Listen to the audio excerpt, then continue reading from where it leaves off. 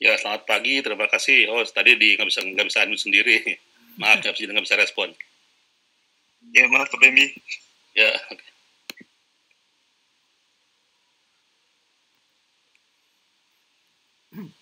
Sehat Pak Bembi? Alhamdulillah, baik Bal. Sehat baik Bal. Backgroundnya mantap. Banyak TV-nya. Biar terang.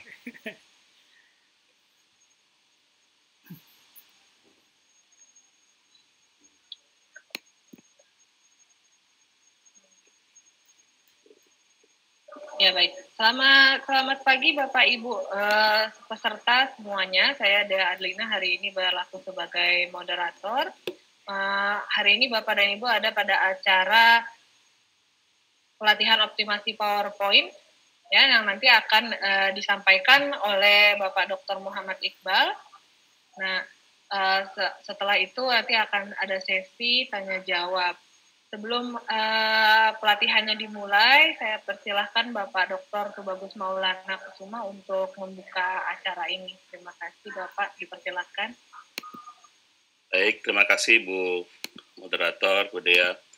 Bismillahirrahmanirrahim. Assalamualaikum warahmatullahi wabarakatuh. Waalaikumsalam.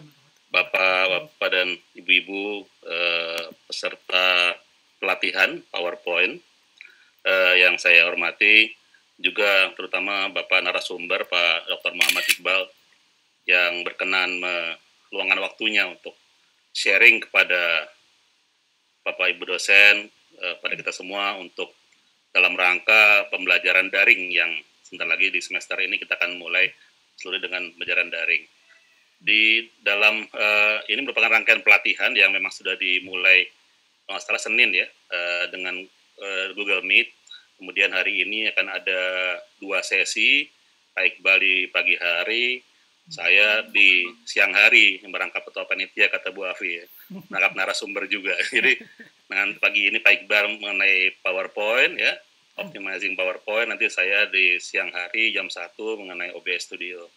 Nah, dengan pelatihan ini diharapkan kita semua bisa bersiap atau bisa menyajikan pengajaran yang lebih menarik bagi mahasiswa, sehingga harapannya kalau nanti kita ada kewajiban 7 kali pertemuan tatap muka, daring, dan 7 kali pertemuan dengan menggunakan V-Class, harapannya materi yang kita sampaikan tidak monoton, sehingga bisa meningkatkan minat mahasiswa dalam belajar mereka meskipun tetap secara daring.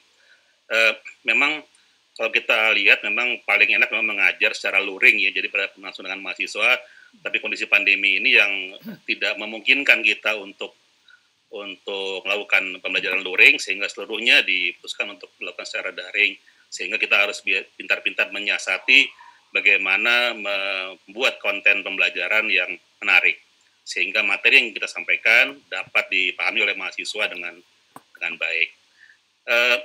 Baik, tidak untuk menghemat waktu, saya rasa mungkin Bapak Ibu sudah siap-siap, Pak Iqbal juga sudah ready kayaknya untuk menyampaikan materinya, dan mudah-mudahan di waktu yang ada ini Bapak Ibu dapat manfaatkan materi yang disampaikan oleh Pak Iqbal dengan baik, dan nanti insya Allah dapat diterapkan dalam menyampaikan materi pembelajaran kepada adik-adik mahasiswa. Untuk itu Bapak Ibu selamat melakukan pelatihan, dan sekali lagi terima kasih pada Pak Iqbal dan juga kepada panitia yang telah berupaya menyiapkan pelatihan ini. Sekali lagi saya ucapkan terima kasih, dan dengan ini pelatihan optimasi Pak Iqbal ya, PowerPoint dengan resmi saya nyatakan dibuka. Ya. Terima kasih sekali lagi, selamat pelatihan. Bila taufiq wa hidayah. Wassalamualaikum warahmatullahi wabarakatuh. Terima kasih Bu Moderator. Waalaikumsalam. Terima kasih Bapak Teri Maulana. Baik, setelah sambutan, sebelum acaranya dimulai perlu saya ingatkan kembali kepada peserta bahwa ini adalah sesi pertama. Bagi yang sudah mengikuti sesi pertama sampai selesai, bisa mengikuti sesi kedua yang alamatnya sudah diberikan ke email masing-masing. Baik, Untuk pelatihan otomasi PowerPoint-nya saya rasa sudah dapat dimulai. Pak Dr. Muhammad Iqbal, saya persilakan. Iya, siap. Saya sharing screen-nya dulu sebentar ya.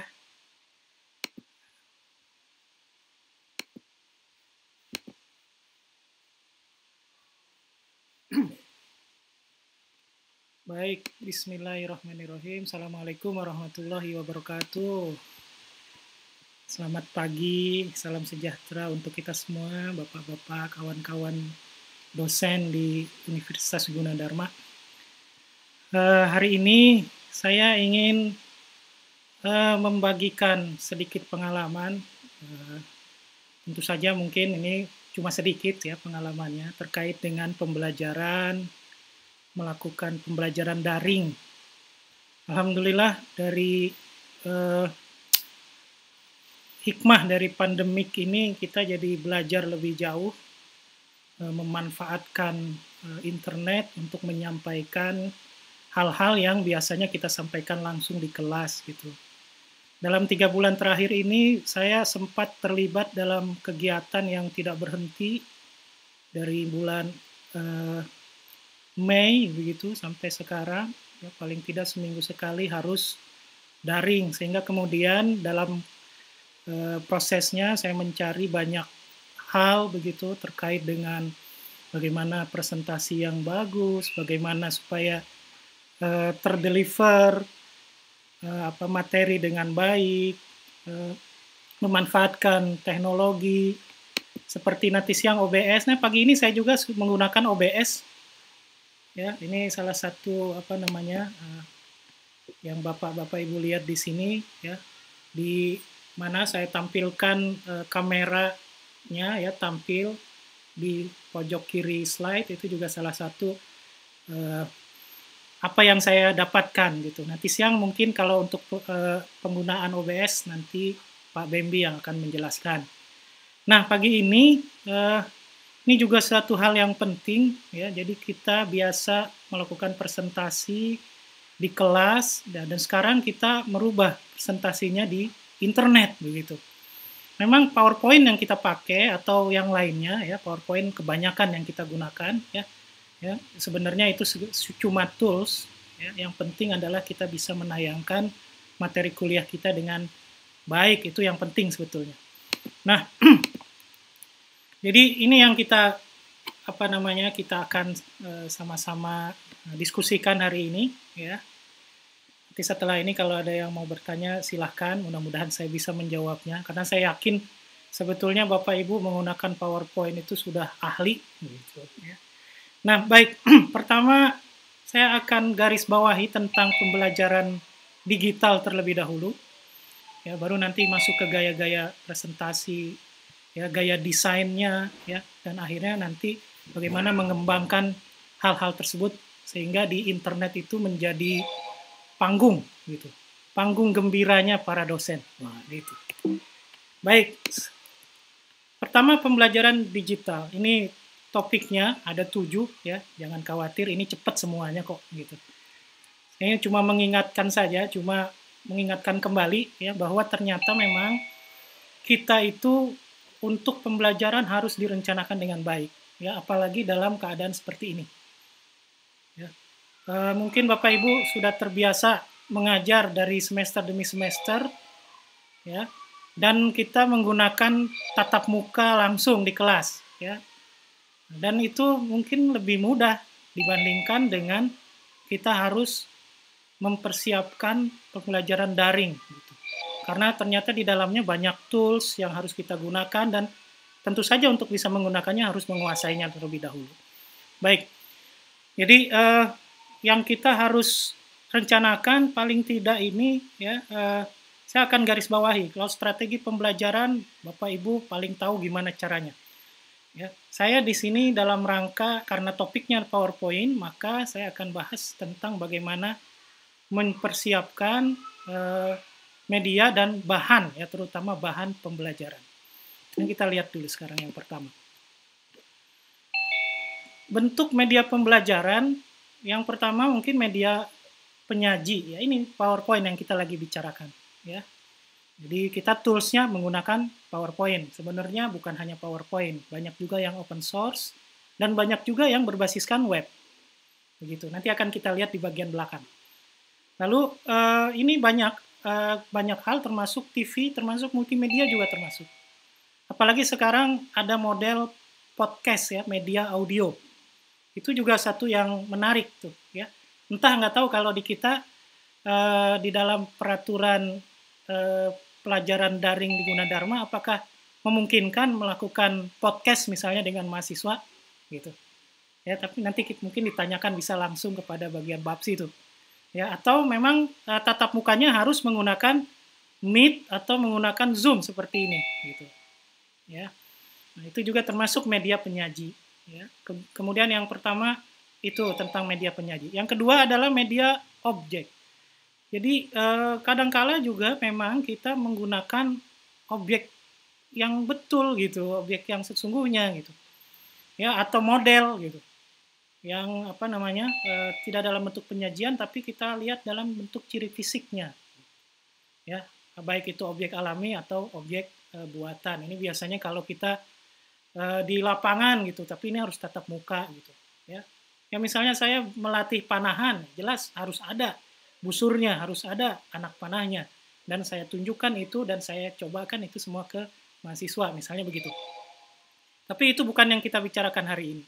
Kemudian ada media interaktif. Nah inilah salah satunya ya, media penyaji PowerPoint juga bisa kita jadikan media interaktif di sini.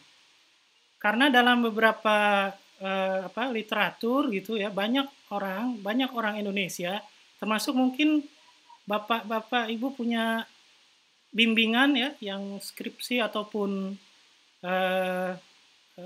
PI misalnya, yang membuat media interaktif, mahasiswa yang membuat media interaktif itu banyak sekali itu yang bisa kita gunakan. Ya, jadi dan bagusnya itu semua media interaktif sederhana kita bisa buat juga menggunakan bantuan media penyaji PowerPoint ini gitu.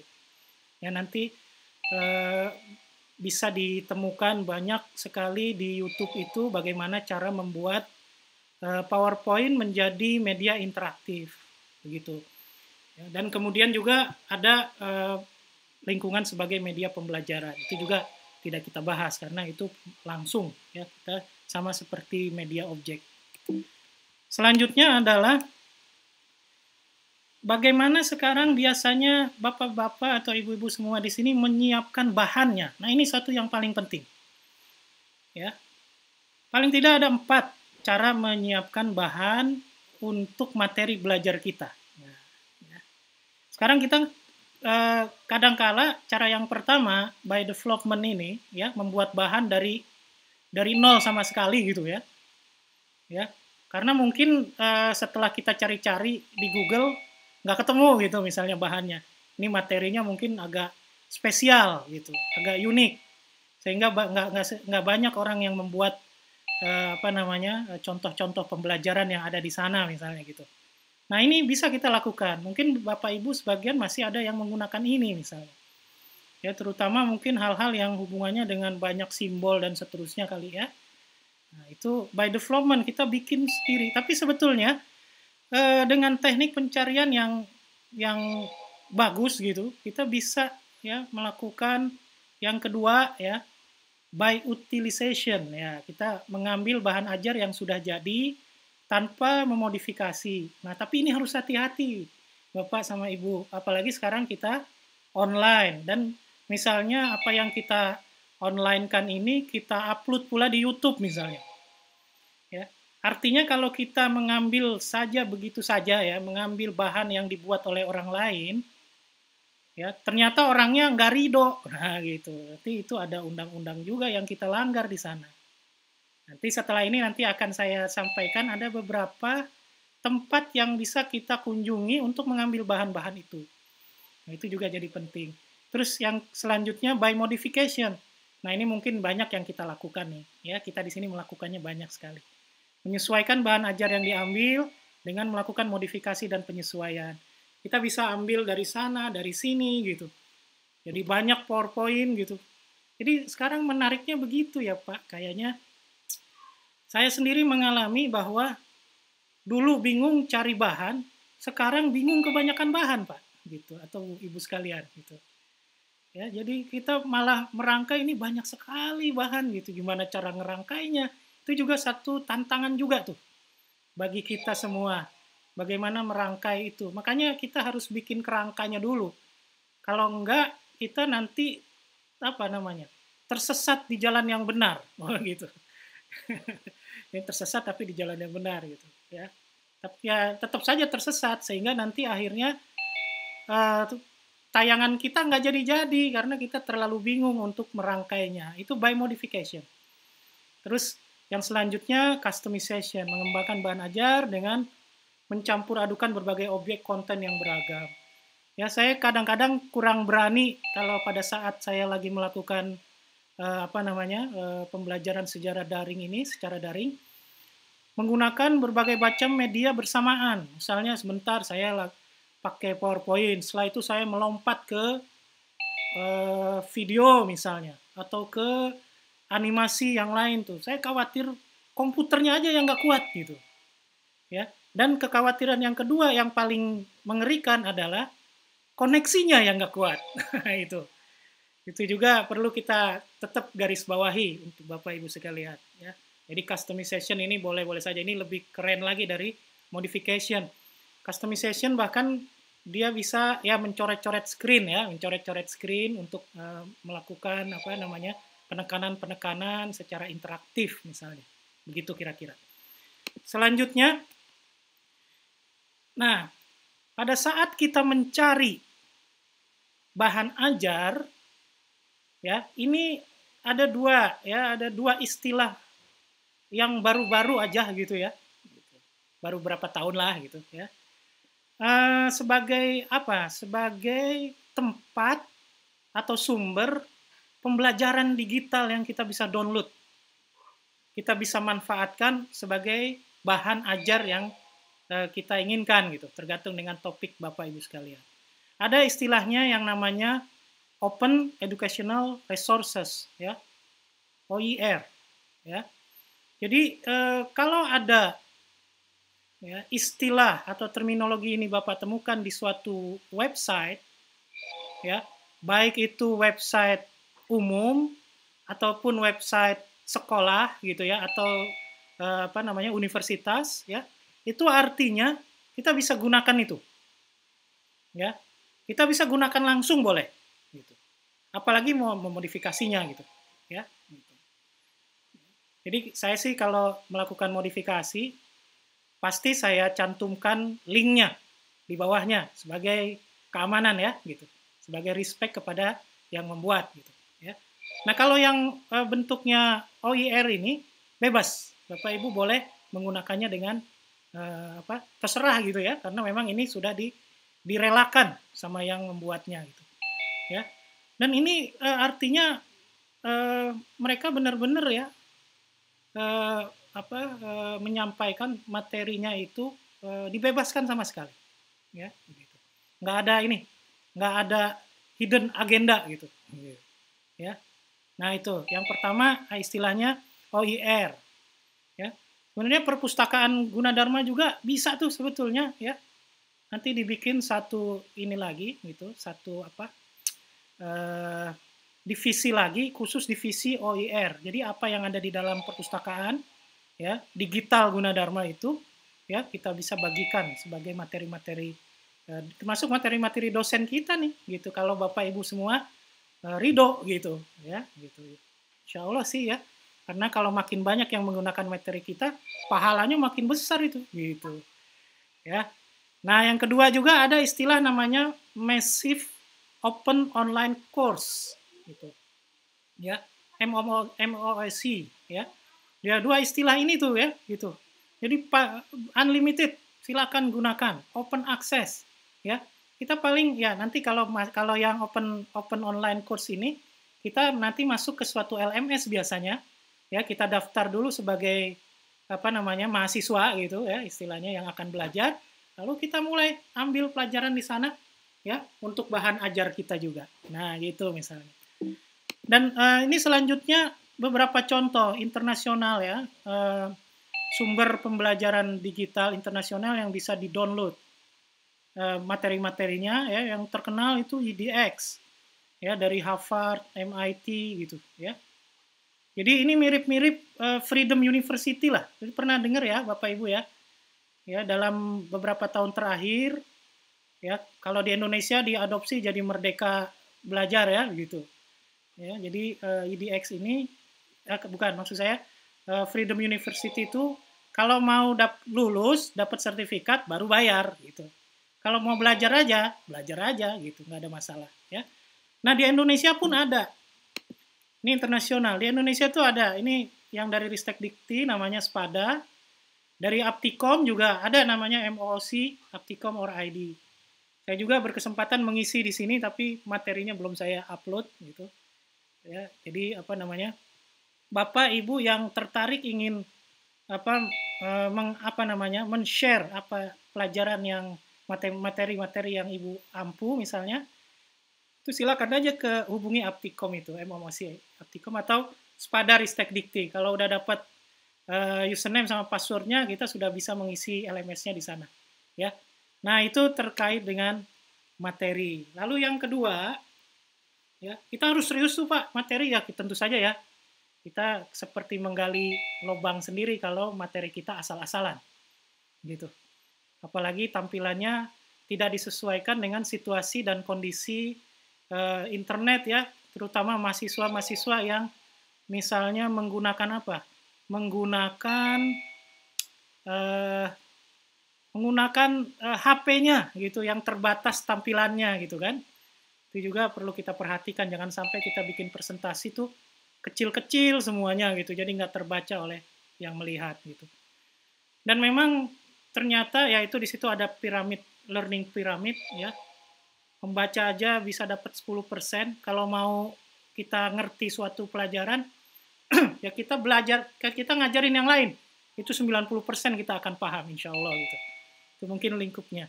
Dan untuk bisa memahamkan orang lain, maka kita harus ketahui 3 hal.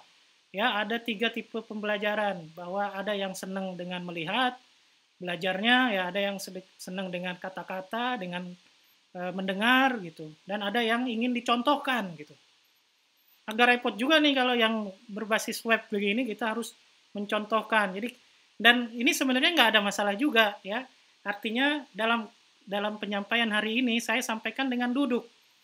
Ya, beberapa situs pembelajaran menyampaikan kalau memang harus atraktif menyampaikannya, ya berdiri silahkan dan ambil sedikit jarak dari kameranya gitu ya, kita bisa bergerak ya gitu. Jadi itu dilakukan juga sama anak saya misalnya, sampai harus berolahraga di kamar gitu dari sekolahnya gitu. Jadi rupanya memang yang menarik itu adalah kawan-kawan guru-guru ya, yang banyak sekali materi-materinya, nggak kayak kita, materi kita mungkin lebih mudah cara menyampaikannya. Dan ini juga kecepatan tangkapan juga pembelajaran juga berbeda-beda. Ya, jadi melalui sentuhan 1,5% penyerapannya ya. Tapi penglihatan 83%. Itu artinya apa? Jadi inilah latar belakang kita membuat materi PowerPoint nantinya gitu. Jadi bagaimana membuat materi yang memanjakan penglihatan gitu, menyenangkan bagi yang melihatnya gitu. Kurota ayun ya, gitu bahasa agamanya ya, gitu. Ya, menyenangkan hati gitu. Ya, dari apa? Dari penglihatan gitu. Kita melihatnya enak gitu misalnya. Jadi ini ininya ya. Dan ini saya kumpulkan ya sedikit beberapa alat bantu pembelajaran digital. Walaupun sebetulnya sekarang kita menggunakan presentasi aja, alat bantu presentasi seperti PowerPoint, ya, WP Office misalnya, ya, Open Office dan seterusnya, itu udah bisa buat sesuatu yang menarik juga gitu, ya. Tapi biasanya pakai pengolah gambar juga, ada animasi juga, ya. Dan animasi juga bisa kita lakukan di PowerPoint kan begitu, tapi mungkin sederhana, ya. Atau pengolahan video juga gitu ya. Nah, ini semua sebetulnya kalau saya sekarang sudah pindah ke mobile.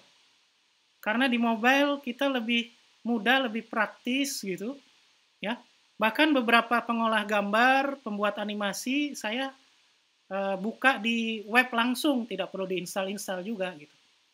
Ya, misalnya untuk membantu bikin background atau bikin gambar yang overlay dengan background supaya bagus tampilannya gitu kan. Perlu ada image editing kan gitu. Perlu ada pengolahan citra di sana, tapi kita sekarang sangat mudahnya sampai nggak usah nginstal software lagi. Sekarang sudah bisa, ada beberapa website yang layanannya atau servisnya adalah pengolahan gambar. Ya, ini alat bantu. Kalau ini sih terserah sama Bapak sama Ibu semua. Ya, kalau misalnya alat bantu saya di mobile tuh misalnya ada yang namanya Collage Maker misalnya, itu ada untuk membuat gambar yang tampilan ya. Terus macam-macam lah gitu ya, tinggal cari aja itu mah ya. Kemudian, nah sekarang kita lihat ya, bagaimana gaya ya presentasi kita gitu ya. Jadi kita akan lihat nih. Ini ada beberapa gaya yang menarik. Sebenarnya mah gaya mah banyak ya, setiap orang tentu gayanya beda gitu.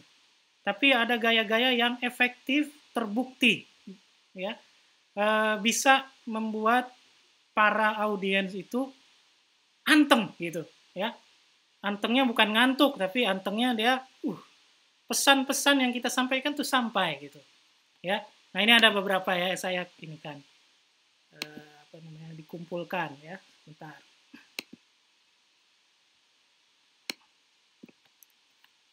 Pertama, ya, gaya itu sangat tergantung pada desainnya ya. Jadi desain presentasinya.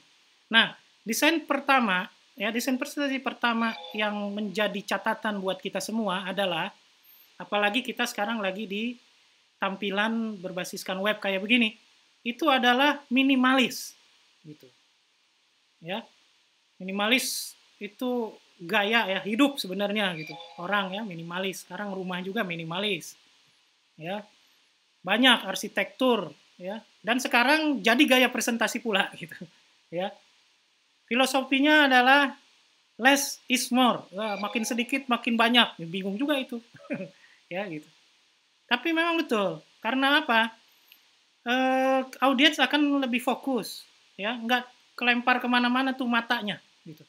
Secara ergonomics matanya itu kan ya, misalnya Windows saja membuat UX-nya, antar mukanya itu, ya, dia taruh di kiri bawah. Karena apa? Menurut catatan dia, setelah diteliti ergonomics-nya, mata kita tuh cari ke kiri bawah dulu gitu. Makanya tombol Windows-nya ada di kiri bawah, kan begitu. Ya.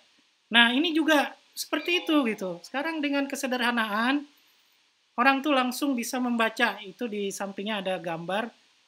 Nah, tampilan yang nggak ribet gitu ya, tampilan slide-nya gitu. Sedikit-sedikit aja gitu. Ya, hemat dan agak cenderung pelit kelihatannya gitu ya. Tapi kadang-kadang perlu juga gitu ya. Selain mempermudah audiens fokus, presenternya juga mudah mengecek gitu dan mudah mengaturnya gitu. Ya, kita bisa ngecek 2 kali, 3 kali. Kalau slide-nya full ya, gambar itu kadang-kadang juga bermasalah tuh. Kitanya juga ngaturnya ya, bolak-balik, geret ke kanan, geret ke kiri, nggak pas juga nih gitu. Ya, kadang-kadang juga dalam proses pembuatannya juga kita agak memakan waktu. Dan tentu saja cari gambarnya juga perlu waktu gitu. Kan kita juga nggak bikin gambar sendiri biasanya kan gitu. Ya. Nah, selanjutnya ada gaya presentasi Takahashi ya gitu. Ya. Kalau ini benar-benar dicatat sama orang internasional ya. Ini adalah gaya presentasi cuma berbasiskan kata. Ya, nanti Bapak Ibu sekalian bisa googling kalau pengen tahu lebih detail. Menarik juga. Jadi ini ada kata-kata Ruby itu misalnya tuh ya, di situ warna merah. Dia main kata-kata yang pakai warna berbeda. Terus begitu diklik presentasinya, Ruby-nya berubah jadi kata lain tapi dalam bahasa Jepang gitu. Jadi dia cuma main-main kata-kata aja gitu. Jadi orang ngelihatnya juga jadi agak bagus gitu ya. Maksudnya bagi sebagian orang ya gitu ya. Kalau saya sih ini harus kuat, si presenternya harus kuat materinya gitu. Karena kata-katanya itu cuma apa namanya, maksud saya tampilan presentasinya itu dibuat hanya mendukung banyaknya kata-kata dari si presenter gitu. Fokusnya di presenter ya. Kalau Bapak Ibu memang hebat ya gitu ya, berbicaranya luas ya. Kalau dosen Gunadarma mah hebat-hebat sih biasanya gitu ya. Jadi nggak usah pakai presentasi juga bisa gitu misalnya gitu ya. Ya tapi dengan cara kata-kata ini juga suatu yang apa namanya memudahkan juga sih. Cuma mahasiswanya yang malas motokopi karena presentasinya akan banyak ini gitu. Ya, akan banyak dan sedikit-sedikit isinya gitu. Ya, gitu. Nah, itu gaya presentasi yang kedua. Nah, ini mungkin yang kita sukai ya. Kalau saya secara pribadi, ini yang saya sukai ya, presentasi yang penuh warna dan apa namanya penuh cerah gitu, ceria gitu. Ya, kita bisa main dengan warna, bisa main dengan gambar-gambar gitu ya, dengan objek-objek animasi ya, itu kita campur, kita lakukan layout ya, dan tentu saja proses layout ini perlu juga perencanaan karena biasanya kita perlu mencari dulu bahan-bahannya kan begitu ya. Jadi perencanaannya paling mudah dengan melakukan teknik storyboard ya. Setelah kita kita melakukan proses apa namanya melihat RPS misalnya ya, atau SAP yang kita punyai gitu dari materi kuliah kita, lalu kita coba ya di dalam satu hari itu kita mau isi seperti apa, kita bikin dulu coret-coretannya dulu lah gitu ya. Kita mau berapa page misalnya gitu, terus page pertama apa dulu ya, page selanjutnya bagaimana dan seterusnya. Itu kalau yang slide yang pertama perlu gambar apa saja. Nah, itu kita kayak melakukan apa namanya proses persiapan aja dulu menggunakan teknik storyboard. Ya, bisa juga dicoret-coret dulu. Nah, kalau dengan cara begini kita akan menjadi lebih mudah gitu dalam proses pengumpulan gambarnya dan menentukan bagaimana layout-nya gitu. Ya. Biasanya kalau kita senang harus tanya dulu gitu ya. Kalau saya sekarang ya tanya dulu sama anak atau tanya sama siapa gitu. Karena senang itu subjektif ya Bapak Ibu gitu. Ya, yang saya senang belum tentu bisa diterima oleh semua orang gitu. Ya, jadi walaupun mahasiswanya nggak bisa protes, Bapak presentasinya gitu banget sih gitu. Enggak lah gitu ya. Gitu. Ya tapi kalau ada yang protes ya berarti memang parah banget itu kita presentasi kita gitu. Ya perlu juga kita lakukan. Ya itu gunanya orang lain untuk menanya. Ya udah bagus atau tidak gitu ya. Intinya memang sederhana sih di sini ya. Kita bisa menyajikan informasi dengan cara baru dan inovatif gitu. Dan audiensnya nyaman gitu. Jadi audiens tuh bukan ngelihat gitu lagi gitu. Ya ngelihatnya ya. Nah, selanjutnya ada lagi gaya presentasi outline desain ya. Desain presentasi yang melompat-lompat gitu. Ya. Ini juga menarik, tapi kalau saya termasuk yang nggak berani. Karena sekali lompatnya udah banyak, hope-nya, lupa saya mau balik kemana lagi gitu. Ya. Tapi memang artinya kita harus punya perencanaan hyperlink internalnya tuh harus baik. Setiap page kita kasih hyperlink untuk kembali ke awal. Gitu, ya. Jadi ini mungkin bagi Bapak Ibu yang senang kalau ngajarnya dengan cara misalnya gini. Bahwa suatu masalah itu terdiri dari 1, 2, 3. Nah, kita lihat yang nomor 1. Nomor 1 itu ada A, B, C. Kita lihat yang bagian B-nya. Ada 1, 1, 1, 2, 1, 3 gitu. Itu kan lompatan-lompatan terus tuh, gitu. Ya. Kalau Bapak Ibu mungkin ada juga yang senang belajar caranya begitu. Ya, kalau yang caranya mengajarnya dengan menggunakan poin demi poin lompatan begitu, cocok nih menggunakan teknik presentasi yang melompat-lompat. Ya, di sini kalau pakai PowerPoint, kita pakai hyperlink internal di slide-nya. Ya, kita bisa bikin lompatan-lompatan ya. Go to slide sekian, go to slide sekian. Ya. Nah, di internet ada service yang namanya Prezi ya. Prezi. Nah, di Prezi itu kita bisa bikin model-model kayak begini ya. Outline yang melompat-lompat dengan sangat mudah gitu ya. Nah, selanjutnya lagi di situ ada beberapa fitur baru dari PowerPoint, tapi ini hanya di PowerPoint yang berbayar ya, yang 365 gitu. Ada teknik zoom dan morph gitu. Saya sendiri nggak pernah pakai ini ya gitu, tapi dengan menggunakan ini kalau Bapak Ibu coba lihat ya, presentasi kita tuh memang kayak profesional banget gitu ya. Kayak model-model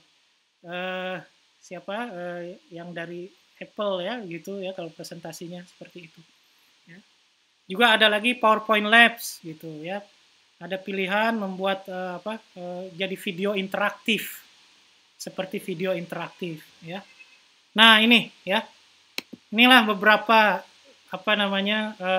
outline yang perlu dipersiapkan ya dengan gaya presentasi yang dimaksud gitu ya. Nah, gaya presentasi, nah ini terkait dengan gayanya sekarang ya. Itu tadi desainnya gitu, desain PowerPoint-nya ya.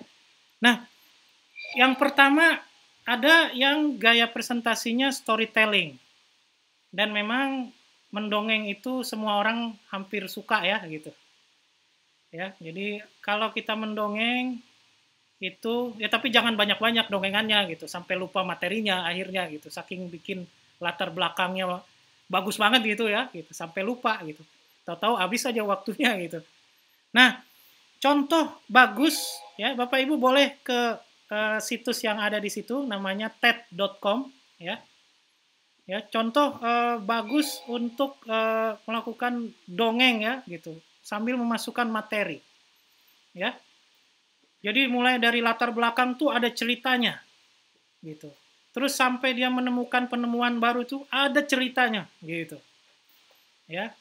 Jadi dan itu pengalaman pribadi. Nah, itu hebatnya metode TED ini.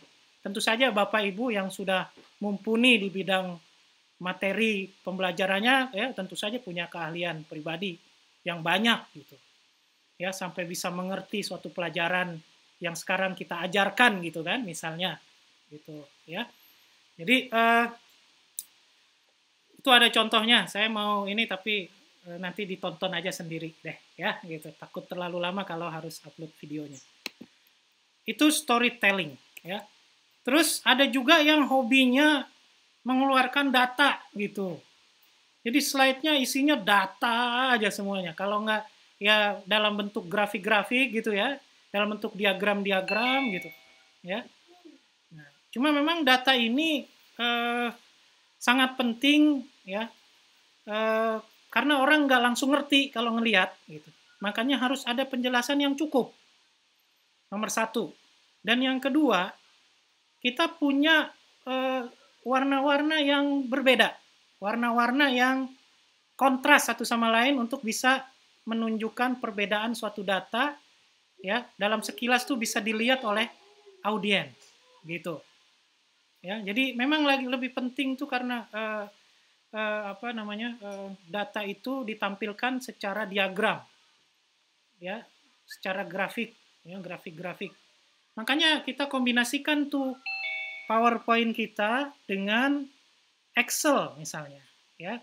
PowerPoint kita dengan Excel, kalau di sana ada data lalu kita buatkan grafik-grafiknya baru kita tampilkan di PowerPoint misalnya begitu.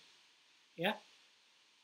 Jadi ini juga kita mengubah Mengubah data yang membosankan menjadi data yang menarik dilihat gitu.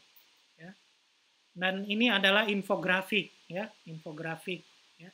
Saya dulu dalam mempelajari infografik, ya, Bapak Ibu, dalam pengalaman saya, Bu, ya, memang harus latihan untuk membuat infografik yang bagus itu memang harus latihan, ya. Latihan itu dari apa? Dari melihat banyak contoh, karena ini mekanisme otak kanan nih kalau kata orang psikologi ya, gitu. Katanya, saya nggak tahu persis ya. Jadi kita harus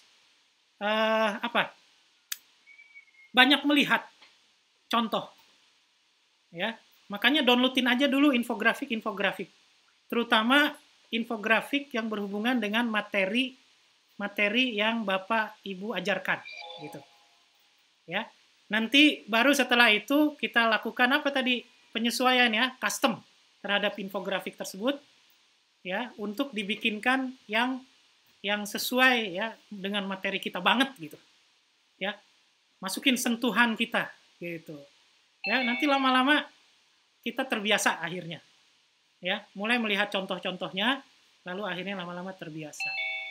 Saya juga kemarin sempat ya beberapa kali ya membiasakan mahasiswa untuk tugasnya ya, daripada saya suruh bikin makalah gitu ya, saya suruh dia bikin dari makalahnya itu, saya suruh dia bikin infografiknya. Nah, gitu.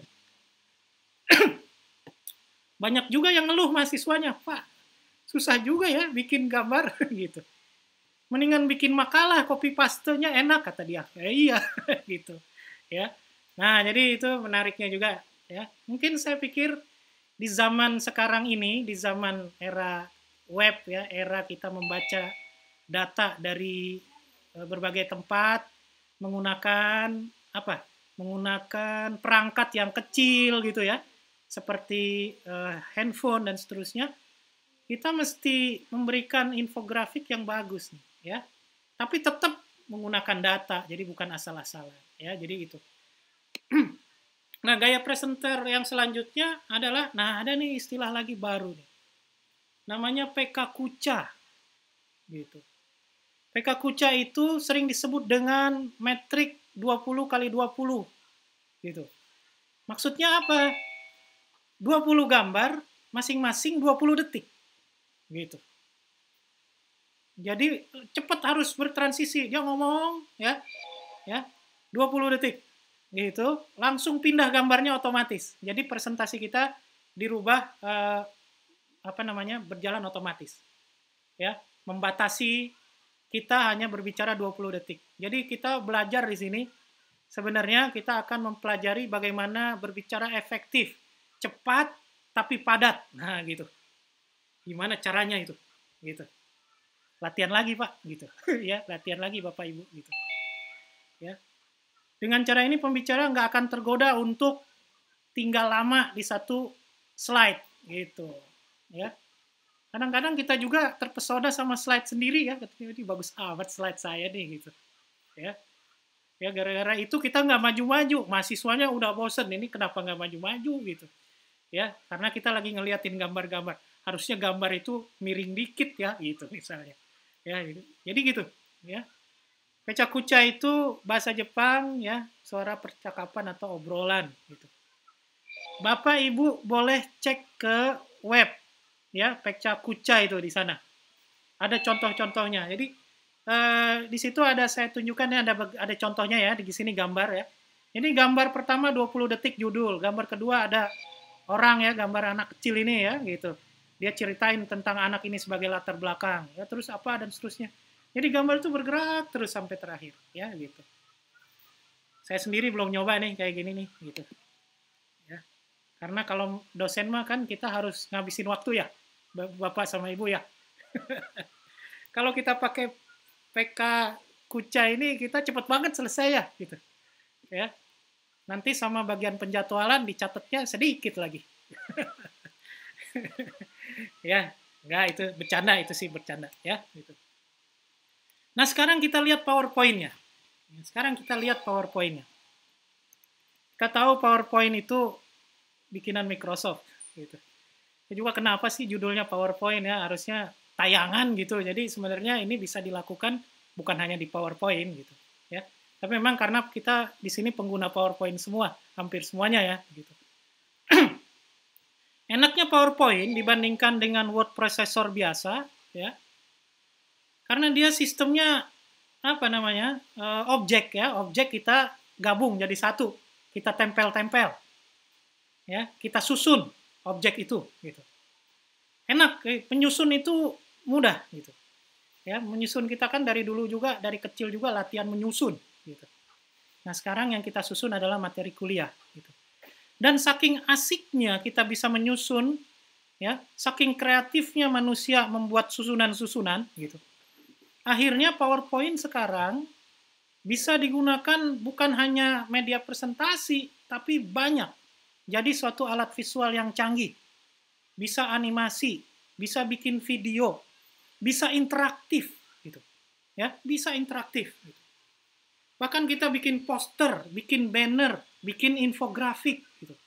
Ya, yang tadi saya ceritakan, bikin infografik gitu. Ya. Terus membuat tutorial, petunjuk, panduan bisa. Ya, membuat manajemen proyek bisa gitu. Ya. Artinya secara kegunaan ya, kalau kita menguasainya dengan baik, ya, PowerPoint kita bisa gunakan buat apa saja gitu. Ya.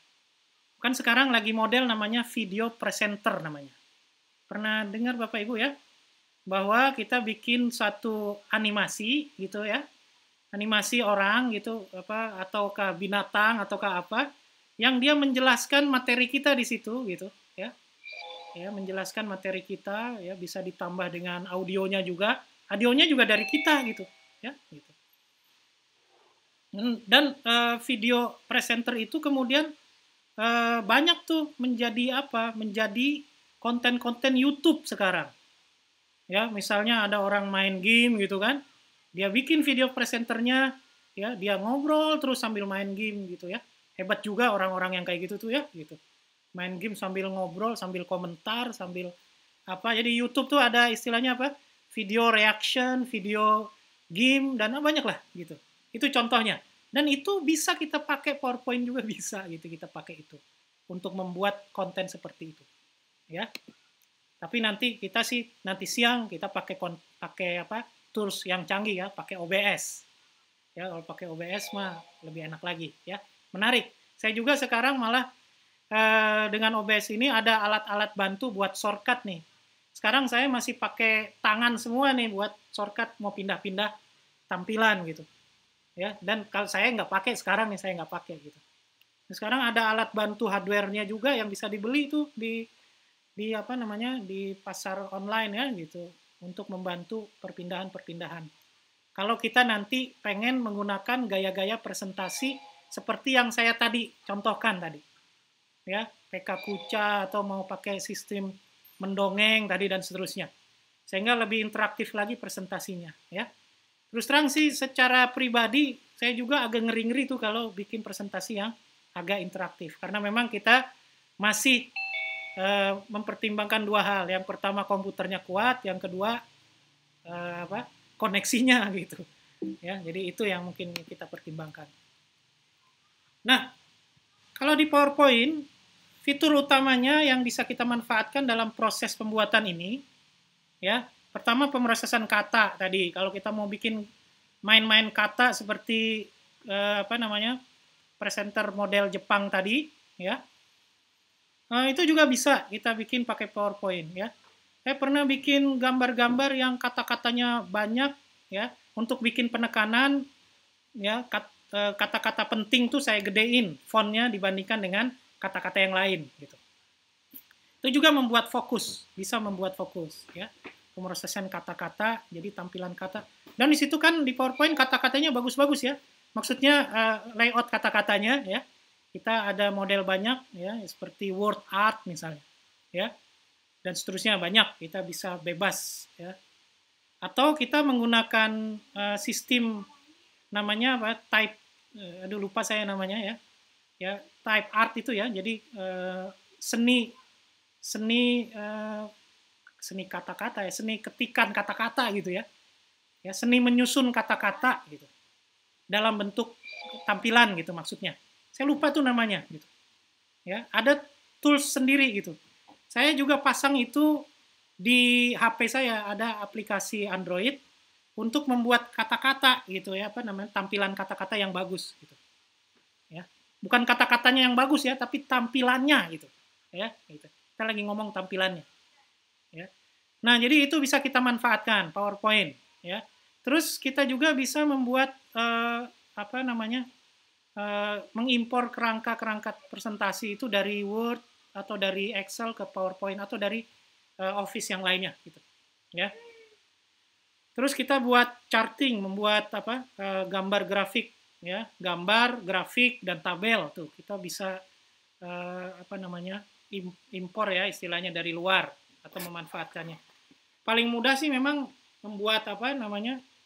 Membuat gambar aja dari luar terus kita impor gambar, itu kan treatmentnya menjadi lebih mudah ya daripada kita impor teks nanti tiba-tiba ada penyesuaian lagi di sana ya.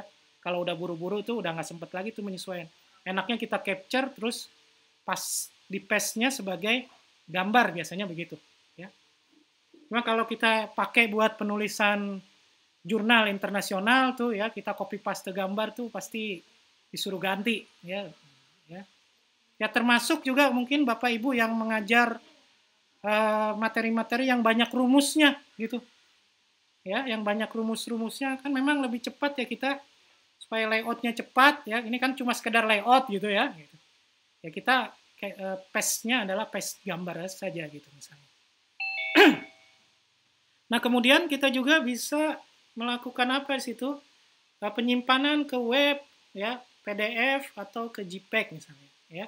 Ke materi-materi lain gitu, jadi dari PowerPoint untuk digunakan lebih lanjut.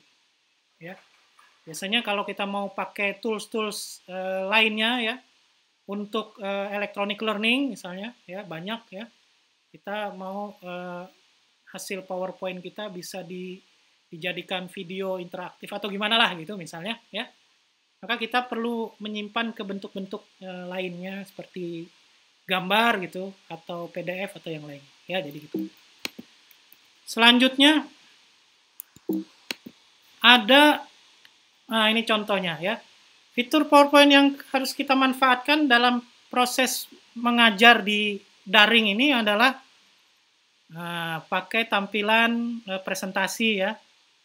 Jadi kita pakai presenter viewer ya, kalau nggak salah namanya. Gitu. Kita tampilannya ini, jadi kita di sana bisa ngelihat waktu juga gitu. Ya, cuma memang syaratnya adalah, nah ini ada 2 layarnya paling enggak gitu ya. Jadi untuk mempermudah layarnya 2 gitu. Dan saya juga terpaksa memang kalau untuk event-event luar biasa kayak hari ini gitu ya, layarnya pakai 2 supaya bisa kelihatan semuanya dan agak gedean sedikit lebih enak gitu. Jadi kita bisa taruh pengaturan tuh mudah gitu ya gitu. Kalau enggak ya tumpang tindih semuanya gitu, pengaturannya jadi agak sulit ya. Itu salah satu fitur yang kita harus manfaatkan di dalam PowerPoint ya. Nah, yang penting juga adalah di sini fitur penataan objek-objek ya. Memasukkan media tuh ada di tab insert ya. Di situ ada banyak tuh yang bisa kita masukkan gitu. Ya, termasuk menyisipkan multimedia di situ ya, gambar, audio, video gitu ya. Dan bahkan sekarang di PowerPoint bisa melakukan apa? Mengedit gambar. Ya, ini gambarnya biru nih, saya nggak suka biru. Saya mau ganti pink aja. Nah, kita bisa tuh ya, palet warna kita rubah-rubah. Ya, palet warna kita rubah-rubah. Ya. Dan yang paling penting adalah kita bisa mengatur layout slide. Biasanya pengaturan paling mudah adalah pakai template gitu. Di internet banyak sekali template yang kita bisa ambil dan gratis pula gitu. Ya, bisa kita pakai. Tapi yang penting sesuai lah gitu. Kalau pelajarannya pertanian ya, template-nya jangan robot gitu. Jadi yang penting sesuai gitu. Sekarang kadang-kadang mau lucu-lucuan tapi kita nggak melihat benang merahnya kemana kita harus ketawanya gitu, ya. Jadi itu juga perlu kita mengcustom dengan bijak gitu, ya. Dan juga fitur yang penting juga adalah membuat dan menata animasi, ya. Saya sebenarnya pengen agak lama nih ya, jadi kita bisa coba satu-satu gitu. Tapi memang waktunya agak lama ya proses ini. Dan makanya tadi itu waktu saya buat presentasi ini, saya membuat list-list kayak begini dengan harapan Bapak Ibu sekalian nanti tinggal memasukkan kata-kata kunci ini ya ke YouTube, tutorial-tutorial yang ada di YouTube misalnya ya. Bagaimana membuat atau menata animasi gitu. Ya. Di YouTube itu saya coba ya, jadi setelah saya buat kata-kata ini, saya coba di YouTube banyak cara-caranya gitu. Bisa ditemukan ya. Ya termasuk yang ini ya. Ya, outline kerangka, melakukan charting, menyimpan dan seterusnya gitu. Yang sederhana-sederhana di PowerPoint. Jadi tutorial-tutorial itu mau nggak mau harus dipelajari Bapak sama Ibu yang belum belum familiar banget gitu dengan fitur-fitur yang ada di PowerPoint. Nah, satu lagi fitur yang cukup penting di sini supaya kita dalam melakukan layout slide-nya nggak berulang-ulang gitu. Ya, misalnya kita mau kasih nomor slide secara otomatis gitu. Ya. Ya kita bisa pakai slide master gitu. Ya. Nah, slide master tuh bukan hanya tata letak dari yang berulang gitu ya, tapi juga macam-macam ya. Untuk judulnya, format judulnya, fontnya seperti apa, ukurannya, dan kalau ada efek-efek juga bisa kita setting. Jadi cukup kita sekali setting, lalu nanti itu akan berlaku untuk semua slide yang kita punyai. Jadi slide master juga boleh kita utak-utik nih, gitu. Ya, bagaimana ya mengutak-ngutik slide master?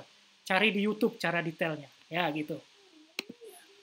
Nah, isi presentasi sendiri mungkin Bapak Ibu lebih pengalaman dari saya, tapi intinya namanya presentasi itu kita nggak bisa langsung masuk ke materi gitu. Tiba-tiba aja masuk materi, enggak. Tapi kita akan mulai dulu dengan latar belakang, itu yang pertama gitu.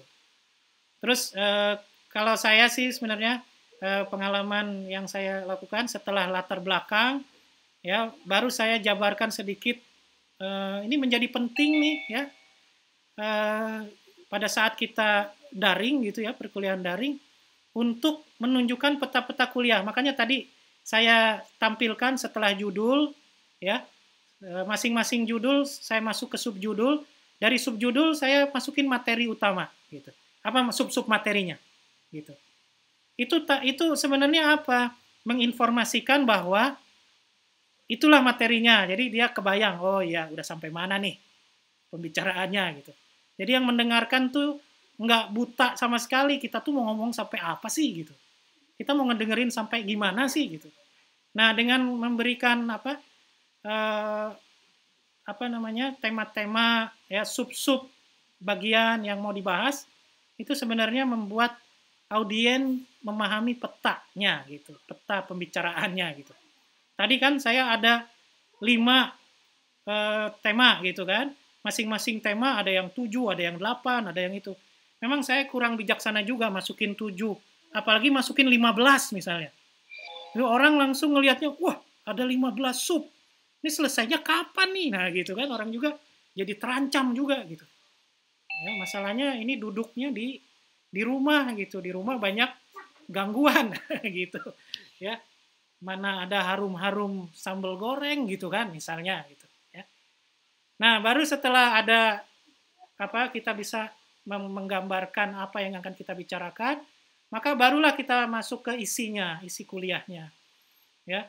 Kalau di penelitian metode-metodenya yang digunakan gitu atau pendekatan-pendekatannya gitu. Ya. Nah, ini nih gambar yang di samping ini yang tulisan metodologi ini contoh bagaimana kita menekankan menggunakan teks, menekankan suatu topik dengan teks ya. Kita besarin aja fontnya kan metodologinya. Yang lain itu kok ada font yang ini. Nah, metodologi itu terkait dengan font yang lebih kecil dikit gitu. Itu ada kaitannya. Nah, kita bisa bikin makna-makna seperti itu. Ya, untuk pengaturan font. Tadi ini mainannya orang Jepang tadi nih. Ya, memang canggih juga dia gitu. Ya. Nah, selanjutnya isinya presentasi baru ada implementasi. Ya, kalau di penelitian kita masukin datanya gitu. Kalau di implementasi itu artinya kita memasukkan apa? Contoh-contoh, Bapak Ibu, ya. Jadi contoh-contoh terkait dengan apa rumus-rumus yang tadi kita jabarkan di awal misalnya gitu. Nah, dan bagian terakhir jadi wajib itu kesimpulan. Karena apa? Karena kalau jarak jauh kayak begini kalau nggak disimpulkan tuh udah kayak asap aja itu ya gitu. Kita udah ngomong berbusa-busa, dia dengernya kayak asap, nggak tahu lagi hilang kemana gitu. Ya. Dan kesimpulannya itu nanti ditutup dengan silakan download slide ini di sini. Nah, gitulah boleh lagi. Jadi kita kunci dia untuk selalu membaca lagi slide itu kita. Ya, membaca sendiri 10% ternyata ya gitu. Efeknya kalau ya. Nah, ini sekarang ada beberapa hal penting nih ya. Kita sampai jam berapa ini ya? Jam 11 ya. Ya, jadi nanti setengah jam untuk tanya jawab lah ya nanti ya. Mudah-mudahan bisa ada hal yang kita bisa diskusikan. Saya sampai 10.30, saya akan cepat sekarang ya. Ini adalah beberapa evaluasi dalam membuat presentasi PowerPoint. Ini evaluasi untuk saya sendiri sebenarnya gitu. Ya, evaluasi diri gitu. Mudah-mudahan bisa bermanfaat. Yang pertama terlalu banyak teks. Yang kedua animasi terkenal. Nah, kita lihat satu-satu ya. Ini contoh terlalu banyak teks. Ya. Ini mah benar-benar kita mindahin buku ke dalam tayangan gitu. Ya. Kayak gini juga kita sebagai presenter bacanya susah. Kita mau yang baca mana? Mau baca semua? Waduh, celaka kalau dibaca semua gitu. Ya. Nah, makanya kemudian coba lihat slide ini. Setelah ini ya. Nah, sama itu tulisan tadi ya. Kita pindah tuh how to make a good first impression. Tadi 1 2 3 4 yang ke bawah tadi ya. Kita tampilkan tuh dalam bentuk gambar. Sisanya dari mana? Sisanya ya kita ucapkan, kita apa dalam bentuk kata-kata. Ya, jadi begitu kira-kira. Makanya itulah gunanya di bawah presentasi itu ada catatan. Ya, dan itu bisa kelihatan kalau kita presentasinya pakai presenter viewer gitu. Ya, jadi kita bisa kalau lupa-lupa ya. Terutama kalau presentasinya pakai bahasa Inggris, Bapak Ibu, gitu. Kalau bagi saya mah ya, maklum orang Sunda, gitu. Kalau orang Sunda pakai bahasa Inggris harus pakai catatan, gitu. Ya. Gitu, ya. Nah, yang kedua itu adalah terlalu banyak animasi. Nah, nanti Bapak Ibu kalau udah mulai seneng pakai animasi, suka euforia. Nah, euforia gitu. Wah, mantep nih, bisa goyang-goyang nih presentasi saya gitu. Jadi pada saat euforia ini malah nanti jadi masalah gitu. Ya. Masa tiap elemen kita kasih animasi. Jadi orang nunggunya satu slide aja bisa 5 menit. Karena animasinya keluar satu-satu, muter-muter dan seterusnya gitu. Ya. Jadi bisa melelahkan yang nunggu gitu. Ya, gitu. Dan mengganggu timing kita gitu. Kita kan mau ngomong terus nih gitu, lama ini kok nggak keluar presentasinya gitu, ya gitu. Terus jadi animasi boleh nggak ada masalah, tapi untuk menunjukkan penekanan, ide-ide utama gitu, ya tidak semua untuk elemen-elemennya gitu, ya. Dan animasi juga bisa buat apa? Mengalihkan dari satu fokus ke fokus lain, nah gitu. Ini contoh ada peta nih fokusnya. Ini animasi kotak ini dia cuma pindah-pindah aja dari nomor 6 habis itu ke 7. Ya ini sekarang dia ada di nomor 5 ya. Gitu. Dia ganti sebentar kita sambil ngomong, dia ganti, sambil ngomong dia ganti. Itu sebenarnya untuk mendukung apa yang kita bicarakan gitu. Ya jangan sampai kayak yang di bawah nih ya, sampai terbolak-balik nih teksnya gitu. Ngelihatnya juga nggak enak gitu. Ya. Gitu. Itu tentang animasi ya. Ini contoh ini perbesarannya ya tadi. Nah, yang kedua, catatan yang ketiga, presentasi warna-warni yang terlalu ngejreng gitu. Tadi memang ada gaya presentasi yang seneng warna-warni tadi kan, betul kan? Tapi ya perhatikan kontrasnya gitu. Ya, latar belakang hijau, merah masih oke lah. Ya, tampilan warna merah, foreground-nya ya, gitu. Tapi yang lain kalau pakai kuning, ya pakai warna apa ini nih? Pink apa warna apa nih gitu, atau warna krem gitu. Udah nggak kelihatan kita gitu. Kitanya ya presenternya aja nggak kelihatan, apalagi audiensnya gitu. Ya. Jadi ini contoh, ini juga harap diperhatikan ya. Jadi kita nggak perlu jadi ahli teori warna untuk itu gitu. Karena di PowerPoint itu ada tuh custom color. Ya. Coba cek di masing-masing PowerPoint-nya, di situ ada satu template slide-nya. Lalu buka di bawahnya tuh panah ke bawahnya, nanti ada template color-nya yang bisa kita gunakan gitu. Ya, kita bisa ngikutin aja, ini mah udah pasti dibikinin oleh ahli-ahli warna gitu. Jadi template color ini bisa kita temukan di PowerPoint ya.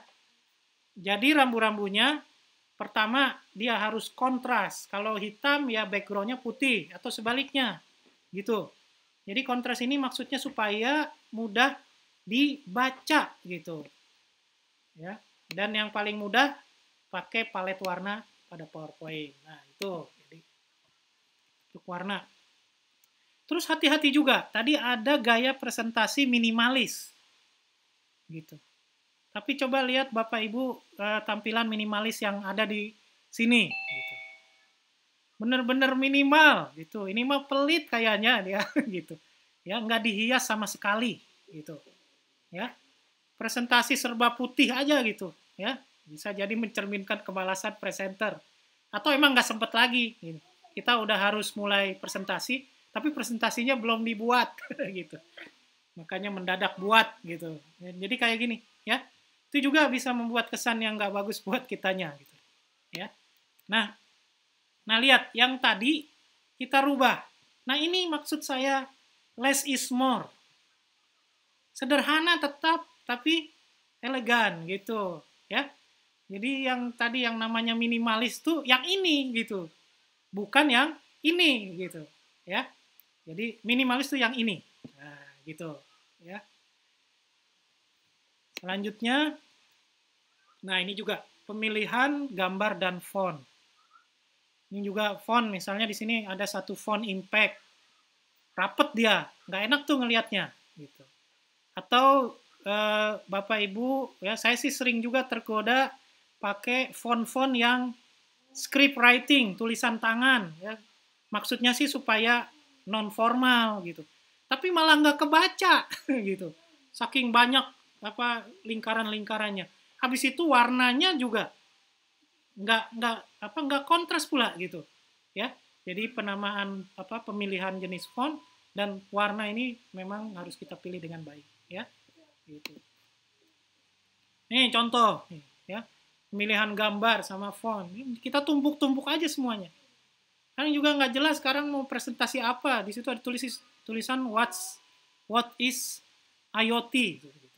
Kan secara sekilas aja nggak tahu kita apa itu ya gitu ya. Terlalu banyak gambar berantakan dan tumpang tindih gitu. Ya. Terus ada yang masih pakai gambar-gambar yang ada di PowerPoint galeri ya, yang galeri itu yang kayak begini nih yang orang pakai tanda tanya gitu. Itu gambar tahun 2000 gitu masih kita pakai di 2020 gitu. Itu juga menjatuhkan kredibilitas presenter gitu. Ya, gitu. Jadi anjurannya yang jelas PowerPoint kita harus menarik secara visual dan juga harus jelas. Jadi ini sebenarnya catatannya ini aja sih sebenarnya. Ya, harus menarik secara visual dan harus jelas, ya. Gitu. Jadi kita manfaatkan sumber daya yang ada di PowerPoint, ya. Kalau kita emang nggak butuh kalimat, ya ada kalimat lengkap, ya ini terlalu lengkap, ya kita rubah jadi gambar, bisa kayak gitu. Atau dirubah menjadi kalimat yang lebih singkat dengan kata kunci tertentu, ya. Ini ada istilah KISS. Keep it short and simple. Ya, langsung ke intinya aja. Mudah dibaca, mudah dipahami. Ya. Atau yang kedua nih, ya, keep in fast pace and moving. Jadi jangan kita terpaku di satu slide, nggak maju-maju gitu. Karena saking banyak materi slide itu, jadi kita nggak pindah-pindah gitu. Itu juga membuat orang jadi tidak bergerak, ya. Maksudnya audiens jadi terganggu gitu, jadi bosan gitu. Ya. Itu dua. Nah, ini hindari beberapa yang tadi, ini saya udah sebut tadi, ya. Menunjukkan itu terlalu banyak animasi, dan ada istilah di sini. The death by PowerPoint, ya. Fenomena presenter menampilkan range slide yang memuaskan, membingungkan, dan sehingga dia terus mengeceh tanpa peduli apakah ada yang mendengarkan atau enggak, gitu. Ya. Kita rubah. Hindari termasuk kontak mata. Saya juga yang agak susah nih kontak mata karena tampilan banyak, ya. Saya mau ngelihat kamera aja juga masih susah karena saya lihat di sisi sebelah kanan bawah saya lihat Bapak Ibu semuanya gitu. Ya, jadi kadang-kadang saya ngelihat ke bawah kanan. Sebenarnya pengennya maunya eye contact, harusnya eye contact-nya ke kamera. Itu saja saya masih susah gitu. Ya. Jadi kalau Bapak Ibu melihat ke kamera, nanti yang dilihat sana audien akan melihat presenter melihat dia gitu. Jadi itu eye contact namanya. Ternyata penting karena dari mata bisa turun ke hati gitu ya, jadi gitu kira-kira. Nah, sekarang terakhir ya, 1 menit lagi nih ya, menuju dunia tidak terbatas. Jadi PowerPoint itu cuma salah satu tools ya. Kita bisa membagikan presentasi kita ke internet, bisa bukan hanya pakai PowerPoint tapi juga menggunakan tools-tools lain ya. Mungkin kita bisa pakai Google Slide, ya, murah meriah, nggak usah beli-beli, gitu. Bagus juga. Atau sekalian bagus, pakai Prezi, ya, pakai Prezi, Interactive Presentation, ya, yang gayanya gaya apa tadi, lompatan-lompatan, ya, gitu, ya. Atau kita juga pakai Canva, Canva lebih bagus lagi. Saya sekarang ngedesain e-sertifikat pakai Canva, gitu, e-sertifikat. Kadang-kadang kalau kita dalam tanda kutip ngamen di internet, gitu, ya, itu kita bikin sertifikat sendiri. Nah, pakai Canva. Jadi presentasi bisa pakai Canva, sertifikat bisa pakai Canva, mau bikin newsletter, infografik dan seterusnya bisa banyak, ya. Ini mungkin bolehlah kita pelajari nih, Bapak Ibu. Powtoon juga untuk bikin presentasi buat anak-anak SD supaya menarik. Ya, untuk pembelajaran anak-anak, ya. Tapi mahasiswa juga sama juga, mahasiswa juga anak-anak kok, gitu. Masih tetap kalau dikasih model-model Powtoon, seneng dia, gitu. Ya. Nah, yang terakhir ini OBS. Lihat ada wajah saya di sana. Ini tampilan studio OBS nanti akan dipelajari nanti sama Pak Bembi nih, gitu.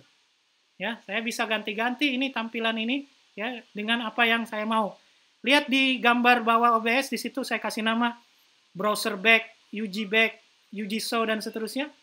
Itu adalah ini cara kerjanya mirip PowerPoint, tapi yang diinikan adalah multimedia, video, kamera, ya, suara, termasuk kita bisa ngedownload, maksud saya merekam apa yang kita lakukan dan termasuk streaming ke YouTube dan seterusnya bisa kita ini.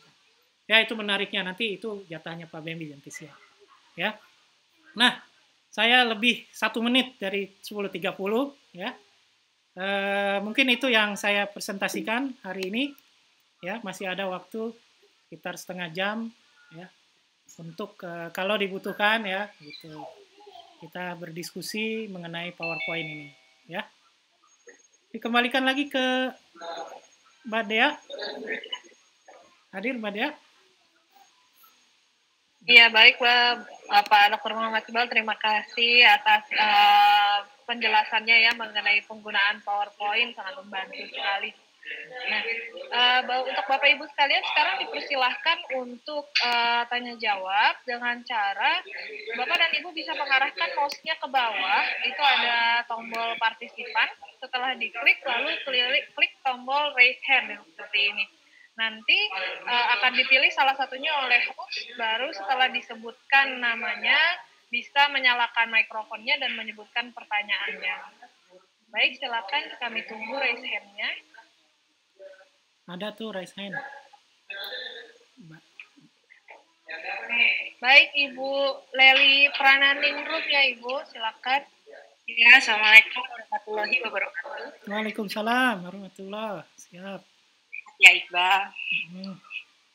Ini aku mau nanya, kalau ada animasi YouTube atau fasilitas audiovisual selama presentasi itu bagaimana mengantisipasi pemakaian kuota internet agar lebih efisien?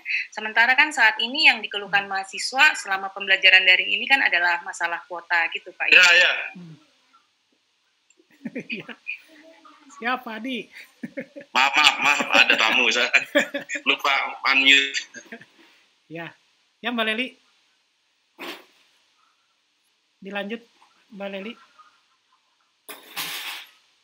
Ya, tadi pertanyaan saya kalau ada animasi YouTube dan fasilitas lainnya yang audiovisual selama presentasi itu bagaimana mengantisipasi pemakaian kuota internet agar lebih efisien. Kan sementara ini yang dikeluhkan mahasiswa selama pembelajaran daring itu kan adalah masalah kuota. Ya.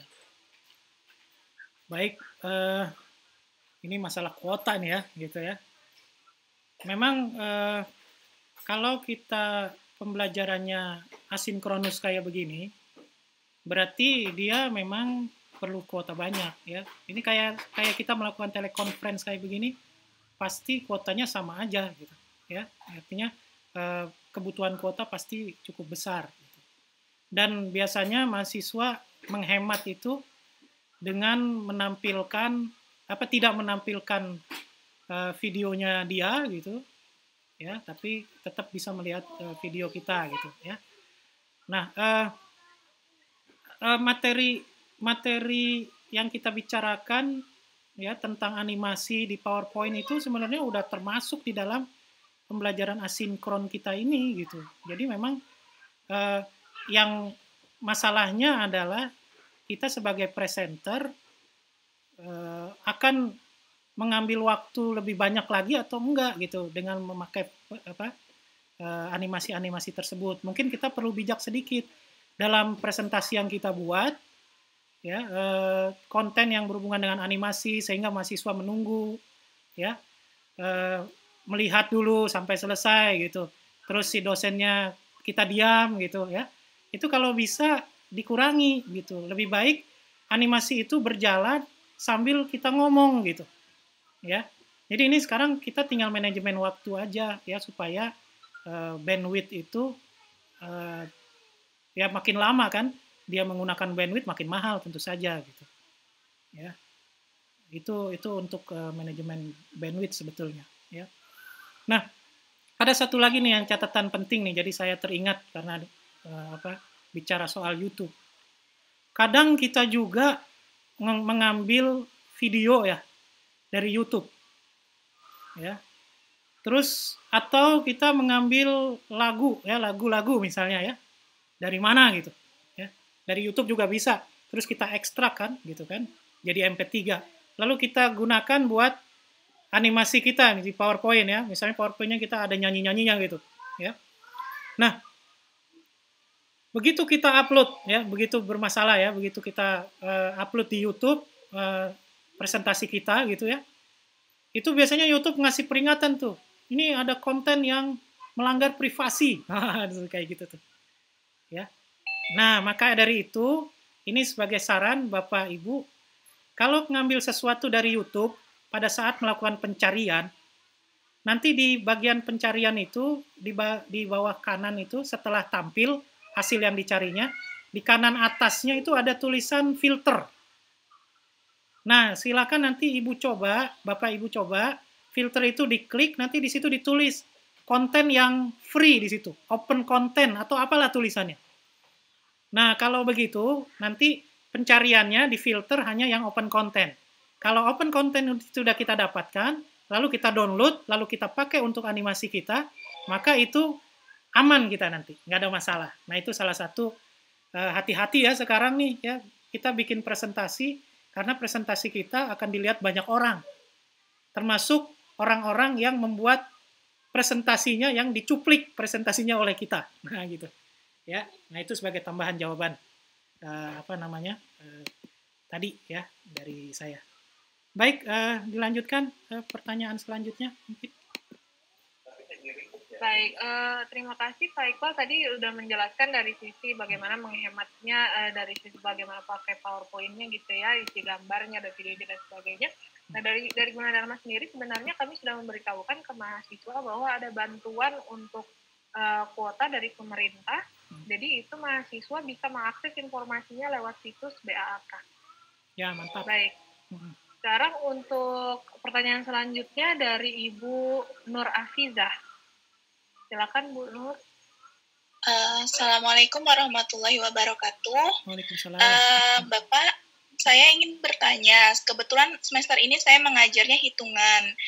Bagaimana membuat slide PowerPoint yang interaktif untuk bisa mengajarkan hitungan, karena itu kan ada simulasi dan lain-lain. Saya masih belum gimana ya caranya gitu biar anak-anak itu paham gitu. Iya. Oke, terima kasih Pak.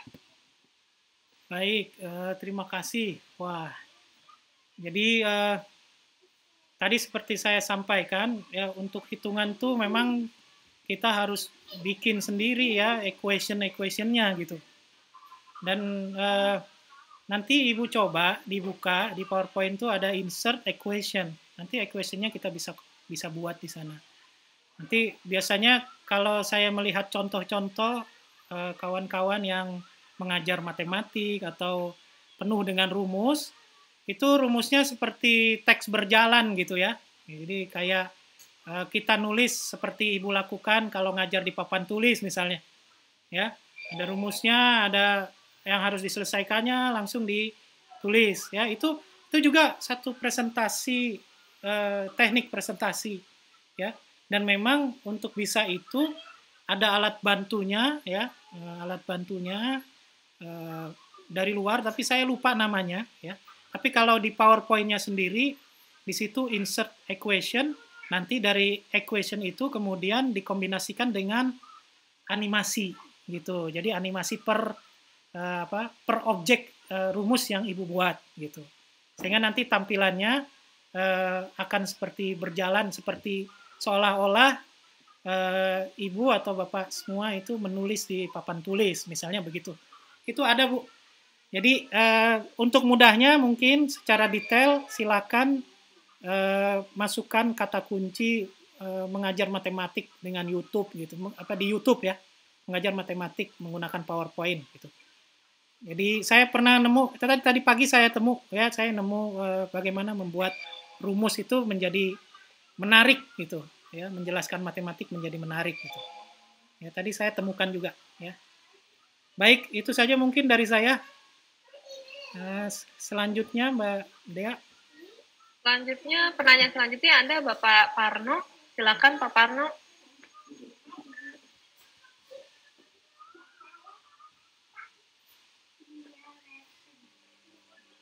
Terima kasih. Assalamualaikum warahmatullahi wabarakatuh. Waalaikumsalam. Pak Iqbal, saya mau tanya, ini kan tadi Pak Iqbal ketika share tayangan itu kan menggunakan OBS ya? Ya. Nah, itu tadi kalau di video saya, di komputer saya itu tampak video Pak Iqbal yang disisipkan di OBS itu agak delay ya gitu.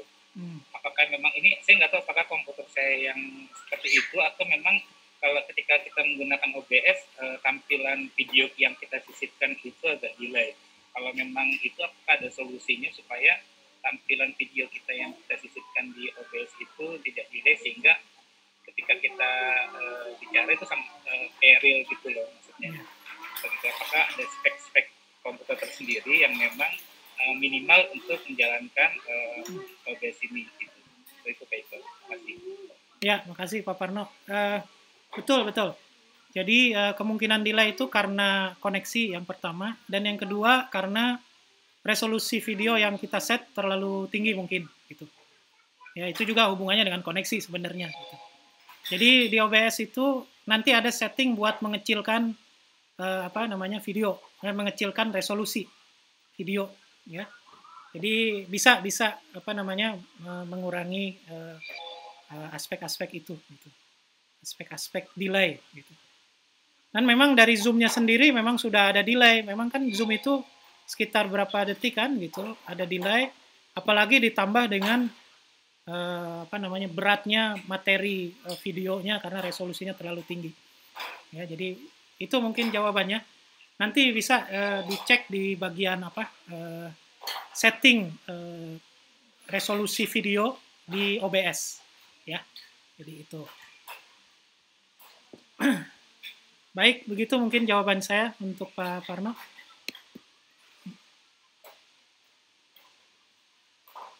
Mbak Dea?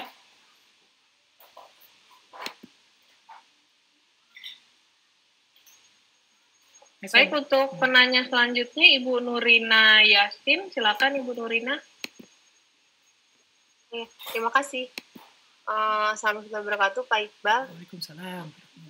Ya, mau tanya untuk kalau yang saya pernah dengar sedikit, PowerPoint itu bisa dimasukkan seperti kita presentasi biasa gitu. Jadi ada suara kita di PowerPoint kita. Kan nanti kalau V-Class kan itu kalau kita masukkan PowerPoint kan jadi kebanyakan semester kemarin tuh masuk kan kurang paham, apalagi kalau untuk materi hitungan. Jadi kita bisa menjelaskan suara kita tuh Pak. Jadi bagaimana menginsertannya gitu Pak, diselipkannya di icon apa gitu. Ya, baik. Terima kasih Bu Nurina. Jadi di PowerPoint, di insert ada audio. Nah audio itu kita bisa masuk ke mana? Kita masukkan ke dalam presentasi, ya. Dan audio itu maksudnya bukan hanya audio tapi juga animasi dan yang lainnya, ya. Even dia jalannya itu kita bisa set otomatis. Misalnya begitu masuk ke dalam slide tertentu, maka suaranya akan terputar secara otomatis, misalnya gitu, ya. Atau kita buatkan hyperlink, ya Bu, ya. Kita buatkan hyperlink, ya. Jadi insert, jadi kita buatkan satu icon tuh bisa gambar, ya, apa saja sih itu sebenarnya, ya. Gambar, lalu kita masukkan hyperlink, klik kanan, ya, add hyperlink di gambar tersebut, lalu hyperlinknya, ya, di situ mengambil file audionya, misalnya apa, MP3. Tapi syaratnya file audionya juga harus di-upload ke LMS kita, ke V-Class kita, ya. Jadi di luar apa namanya PowerPoint-nya sendiri juga di-upload, plus apa tuh namanya MP3-nya gitu, ya. Itu juga ada caranya, begitu juga, ya. Nah, jadi insya Allah tuh makanya begitu nanti mahasiswanya ngedownload materi, ada PowerPoint dan dia juga download itunya, nanti sambil dia ngedengerin sambil dia membaca PowerPoint-nya, tayangannya, dia juga bisa mendengarkan itunya, ya, penjelasan dari kita, ya. Jadi gitu. Dan sebetulnya ada dua cara, Bu. Jadi nanti sebentar lagi juga akan belajar OBS kan, gitu, ya. Jadi nanti bisa saja kita upload PowerPoint di V-Class, setelah itu kita upload juga penjelasannya. Ya, penjelasannya adalah seperti kita kayak gini, ya, nanti pakai OBS, ya. Nanti kita rekam tampilannya gitu, ya. Jadi kita rekam tampilannya sehingga nanti di-upload juga mahasiswa bisa ikut dengarkan begitu. Jadi caranya bisa begitu juga. Ya. Baik, itu saja dari saya. Mbak Dea, ini masih ada lagi nih. Iya, apakah pada para peserta, apakah masih ada pertanyaan? Kami masih punya waktu sekitar 10 menit.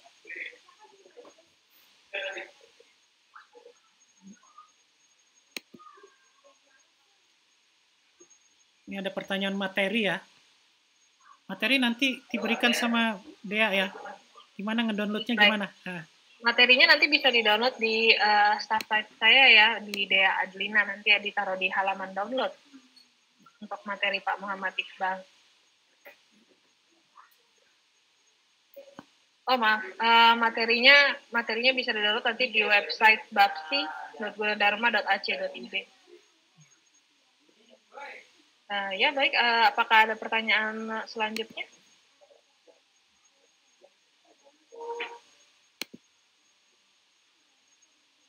Tidak ada ya. Baik, kalau tidak ada pertanyaan, Pak Iqbal, apakah ada tambahan, Pak? Cukup lah, insya Allah kita tinggal praktek aja. Mungkin selanjutnya kita mungkin nonton sedikit tutorial-tutorial yang berhubungan dengan PowerPoint. Nanti bisa pakai slide saya itu sebagai acuan lah, mudah-mudahan. Nanti saya juga jadi penasaran, nanti Bapak Ibu kayak gimana hasilnya gitu ya. Terakhir, saya untuk mendapatkan pengetahuan gitu ya terkait dengan materi, sebenarnya V-Class kita itu kita bisa minta izin ya melakukan istilahnya block walking ya, istilahnya apa ya, kita jadi melamar, mengenroll diri kita ke siapa gitu ya, terus kita lihat materinya gitu ya minta izin dulu lah sama yang punya gitu. Jadi untuk memperkaya khasanah materi, karena kita sesama dosen di Gunadarma juga perlu juga itu melakukan sharing materi, terutama untuk materi-materi yang mirip ya begitu satu sama lain. Jadi kalau kita dosen-dosen dengan materi yang sama mata kuliahnya, lalu kita bergabung, lalu kita custom materinya bikin sama-sama, itu tentu semakin kaya materinya Bapak Ibu gitu. Dan saya pikir itu menjadi penting juga karena makin ke sini bukan hanya Universitas Gunadarma saja yang memperkaya materinya, ya universitas internasional, Harvard dan seterusnya juga sudah mengayakan materinya ke level yang lebih bagus lagi gitu. Makanya kita nggak boleh kalah. Jadi dengan rame-rame sesama dosen bergabung ya membuat materi secara gotong royong, tentu saja kekayaan materinya menjadi lebih baik lagi. Jadi itu saja mungkin pesan saya. Mudah-mudahan bermanfaat yang sedikit ini. Mohon maaf kalau ada kekurangan dan salah-salah kata. Ya, dari saya cukupkan. Assalamualaikum warahmatullahi wabarakatuh. Waalaikumsalam warahmatullahi wabarakatuh. Terima kasih banyak Bapak Muhammad Iqbal. Terima kasih juga kepada Bapak Ibu peserta sekalian. Kami harap dengan adanya pelatihan ini bisa lebih lancar lagi untuk mengajarnya ke depannya. Kemudian saya ingatkan kembali bahwa ada acara untuk pelatihan OBS nanti siang dengan Pak Bembi. Linknya sudah kami kirimkan ke email masing-masing. Dan materi nanti akan kami upload di situs bapsi.gunadharma.ac.id. Baik, kalau begitu acara hari ini sampai di sini, pagi ini sampai di sini saja. Terima kasih. Assalamualaikum warahmatullahi wabarakatuh. Waalaikumsalam warahmatullahi wabarakatuh. Bapak Ibu, mohon maaf sebelum kita berpisah, boleh menyalakan kamera. Kita akan foto bersama dulu sebelum live meeting. Bapak Ibu, tolong dinyalakan kameranya. Ada 11 kali take ya Bapak Ibu, tolong bersabar sebentar.